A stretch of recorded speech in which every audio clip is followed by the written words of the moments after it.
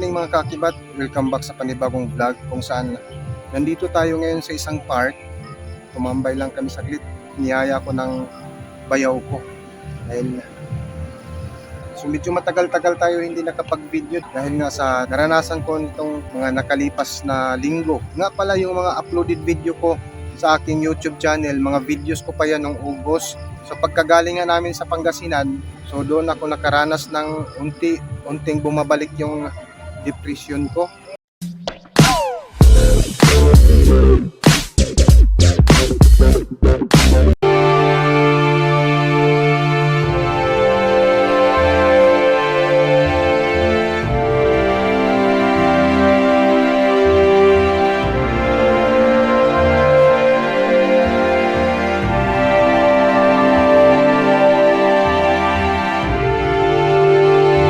Matapos nga namin hinatid si Kuya sa huling araw, ay nagpahinga lang kami ng kunti at lumipas nga ang ilang oras ay umuwi na kami kung saan dumaan muna kami sa Manawag Church.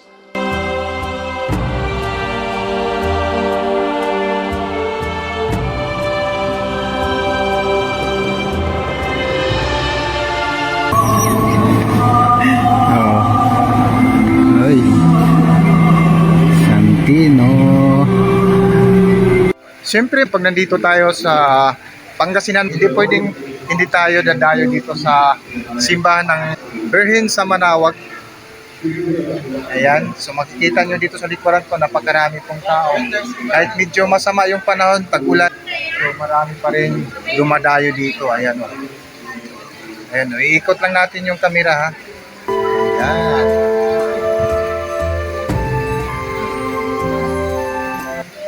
So ayan. Dito banda, daming tumatayo dyan, nagpa-picture. Ayan, pamilya. Ayan. So bye. At kasunod nga ay bumiyahe na kami pauwing Bulacan na kahit medyo umuulan ay itinuloy namin ang aming biyahe.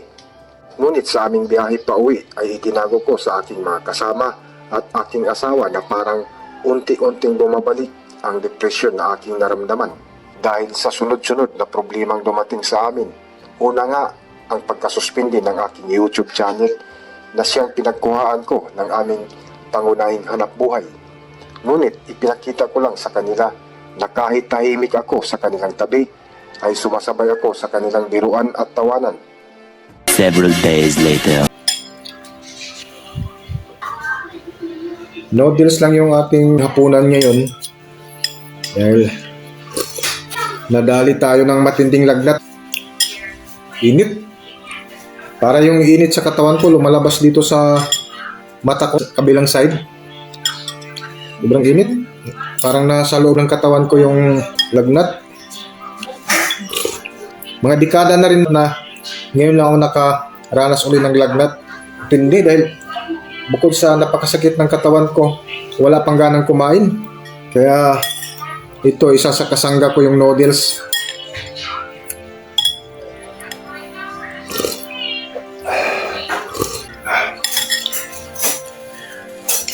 May chili ba?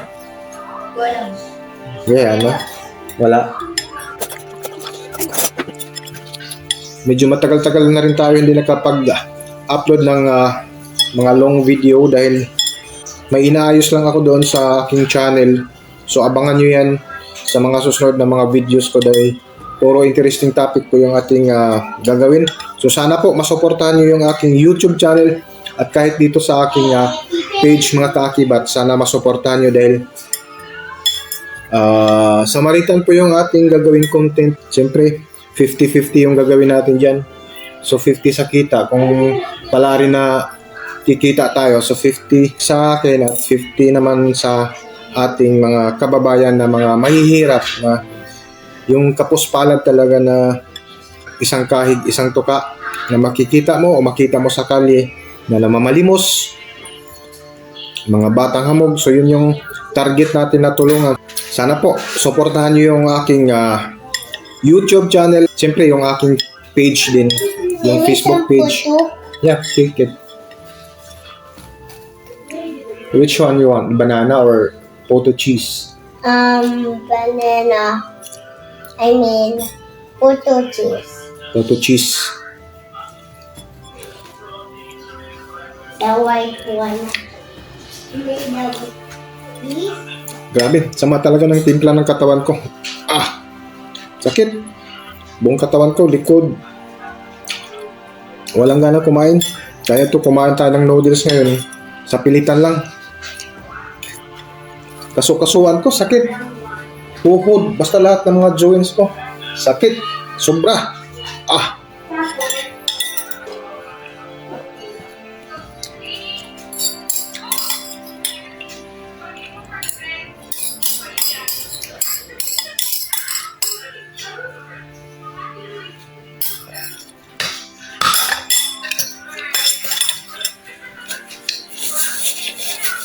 Ayan, salamat. Naubos din. Ayan, medyo pinagpawisan ako sa wakas. Ah, biro mo nakailang panadol na ako. 3 panadol, 2 alaksan. At lumipas nga ang ilang araw, ay tinamaan ako ng paulit-ulit na matinding lagnat. Weakness ko tong rambutan eh. Kaya pinagpawisan ako ng wala sa oras. Nung makita ko, nawala yung lagnat ko.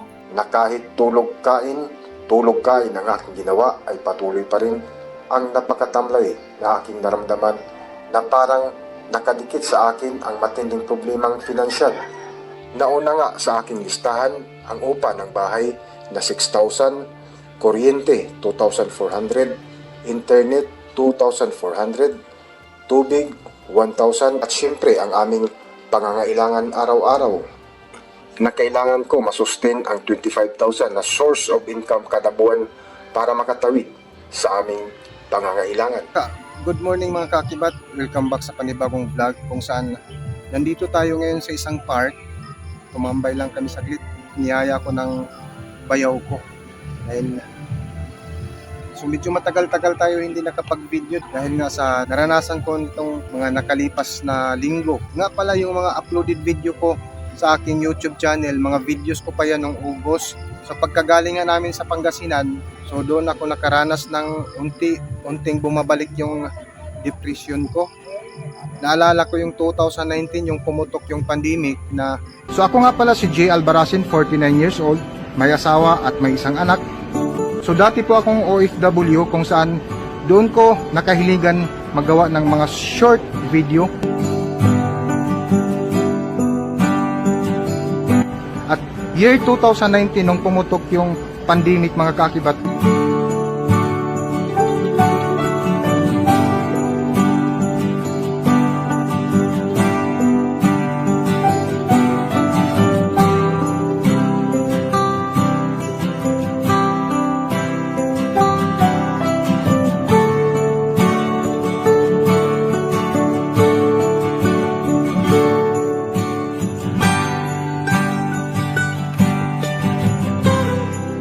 nag-shutdown yung kumpanya namin.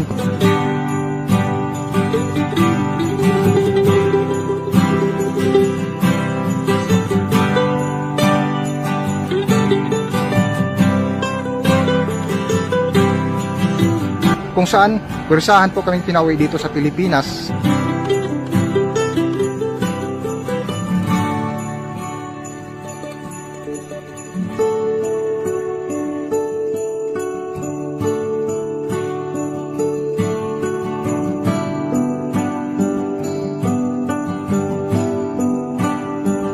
So naalala ko yung kasagsagan ng COVID-19 na talagang sagad-sagad yung problema ko pagdating sa financial. Ito nga pagkagaling namin sa Pangasinan, parang unti-unting bumabalik yung depression ko. So isa nga sa dahilan na madalas kong iniisip ang pagkasuspindi ng aking YouTube channel. Kaya ito yung unang pumapasok sa isip ko kung saan ako mag-aagilap ng financial para pang sustento dahil so 25,000 yung kailangan ko buwan-buwan para makatawid sa aming pangangailangan. Unang iniisip ko yung bayaran sa bahay, 6,000, kuryente 2,400, so internet 2,399, tapos tubig 1,000. Pag pinaputol ko yung internet, paano na lang yung pag-upload ko ng mga videos na mga ginagawa ko ngayon dahil ito ito nga yung isa sa pangunahin kong hanap buhay, yung internet, pag-YouTube. So ngayon nga, nandito kami sa park ngayon dahil nabalitaan ng bayaw ko na ganito nga ang nangyari sa akin. Kaya niyaya ko dito. So sa loob nga ng isang buwan mga kaakibat, pagkagaling namin sa Pangasinan, wala akong ibang ginawa doon sa bahay kung hindi tulog, kain, tulog, kain. At kahit nga nung kaarawan ko, wala tayong handa dahil wala talagang malukot. So wala akong ibang ginagawa sa bahay kung hindi tulog, kain lang. Hindi na nakapag-ahit sa loob ng isang buwan. So let's go, iikot lang kami saglit. At habang patuloy ako na nag-iisip na nakahiga, ay lumapit ang aking asawa na kinuhaan ako ng video habang ako ay kinausap